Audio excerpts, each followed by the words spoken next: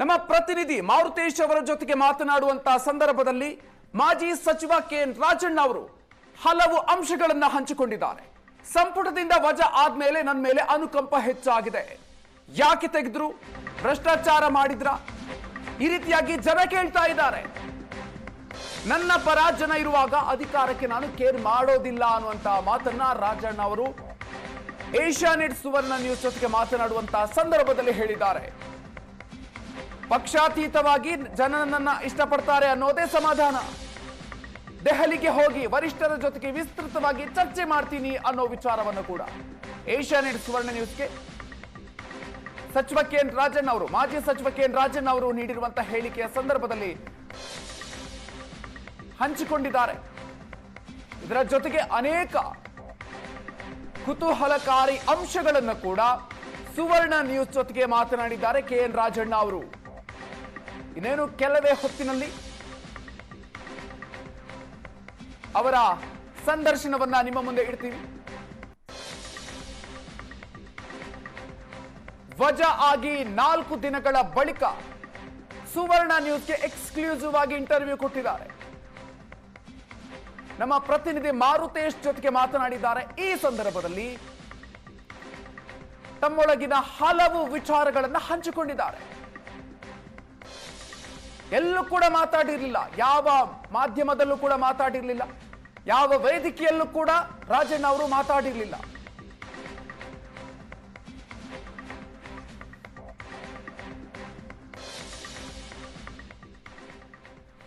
Asianet ಸುವರ್ಣ news ಜೊತೆಗೆ ಮಾತನಾಡುವಂತಹ ಸಂದರ್ಭದಲ್ಲಿ KN. Rajanna ಅವರು ಸಂಪುಟದಿಂದ ವಜಾ ಮಾಡ್ತಾರೆ ಅನ್ನೋದನ್ನು ನಾನು ನಿರೀಕ್ಷಿಸಿದ್ದೆ ಅನ್ನೋದನ್ನು ಕೂಡ ಹೇಳಿದ್ದಾರೆ.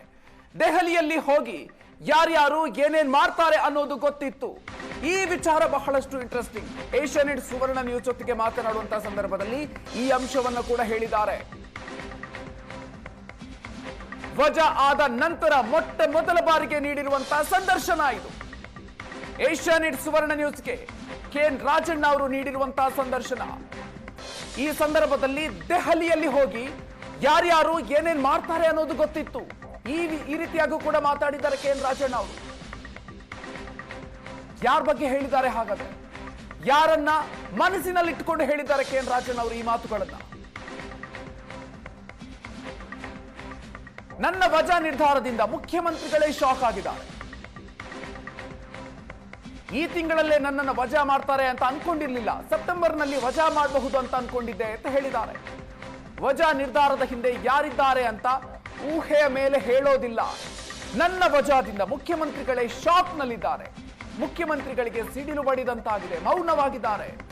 ಸೆಪ್ಟೆಂಬರ್ನಲ್ಲಿ ವಜಾ ಆಗಬಹುದು ಅನ್ನುವಂತ ನಿರೀಕ್ಷೆ ಇತ್ತು, ಆಗಸ್ಟ್ನಲ್ಲೇ ಆಗಿದೆ.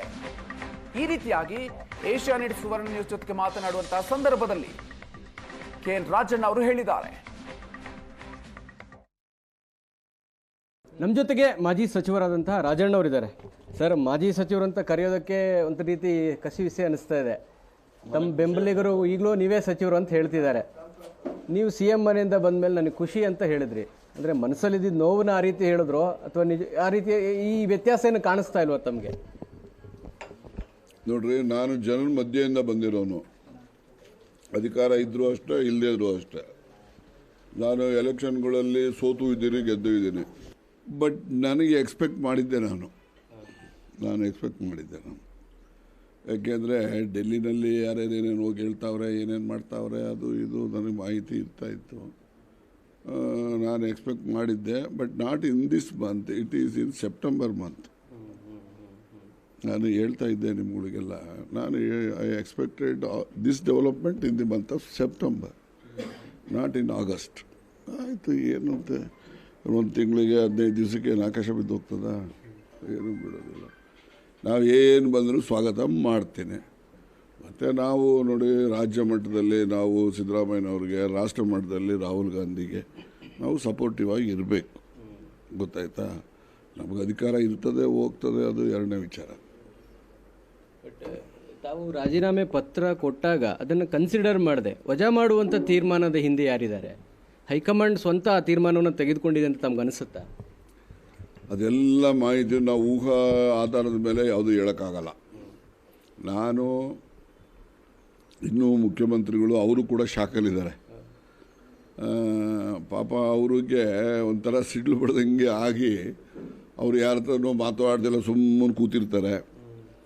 ಅವ್ರಿಗೂ ಕೂಡ ಒಂದು ರೀತಿಯಲ್ಲಿ ಇದು ಶಾಖೆ ಅವ್ರಿಗೆ. ಬಟ್ ನನಗೆ expectation in the month of September ಇತ್ತು, not in this August. But ಅವ್ರಿಗೆ ಪಾಪ ಅವ್ರಿಗೆ ಮೇಲ್ನೋಟದ್ದು ನೋಡ್ಕೊತಾರೆ, ಅವರು ಒಳಗಡೆ ಅವು ಇವು ಅವ್ರದ್ದೆಲ್ಲ ನೋಡಲ್ಲ. ಬಟ್ ಅವರು ಈಸ್ ಆಲ್ಸೋ ಇನ್ ಶಾಕ್. ಅವರು ನಾನು ಅವ್ರ ಹತ್ರ ವಿಸ್ತೃತವಾಗಿ ಹೆಚ್ಚು ಮಾತಾಡೋಕ್ಕಾಗಿಲ್ಲ. ಅದರಿಂದ ಅವರು ಕೂಡ ಏನು ಅಂತ ಹೇಳೋಕ್ಕಾಗಿಲ್ಲ. ಅವರು ವಿಧಾನಸೌಧಕ್ಕೆ ಬರೋದು 11ನೇ ತಾರೀಕು, ಮನೆಯಿಂದ ಹೊರಟಾಗಿರಲಿಲ್ಲ. ಆನ್ ದಿ ವೇ ಅವ್ರು ವಿಧಾನಸೌಧದ ಗೇಟಲ್ಲಿ ಇಳಿಯೋ ಕಾಲಕ್ಕೆ ಇದು ನಡೆದಂಥದ್ದು. ಜನಗಳ ಸಿಂಪತಿನೂ ನನಗೆ ಜಾಸ್ತಿ ಇದೆ, ಅದೇನೋ ದೊಡ್ಡ ಅಧಿಕಾರ, ಜನಗಳ ವಿಶ್ವಾಸನೇ ದೊಡ್ಡ ಅಧಿಕಾರ ನನಗೆ. ಮಾಜಿ ಸಚಿವರಾದಂಥ ರಾಜಣ್ಣ ಅವ್ರ ಮಾತು. ಕ್ಯಾಮರಾಮನ್ ಸತೀಶ್ ಜೊತೆಗೆ ಮಾರುತೇಶ್ ಹುಣಸನಹಳ್ಳಿ, ಏಷ್ಯಾನೆಟ್ ಸುವರ್ಣ ನ್ಯೂಸ್, ತುಮಕೂರು.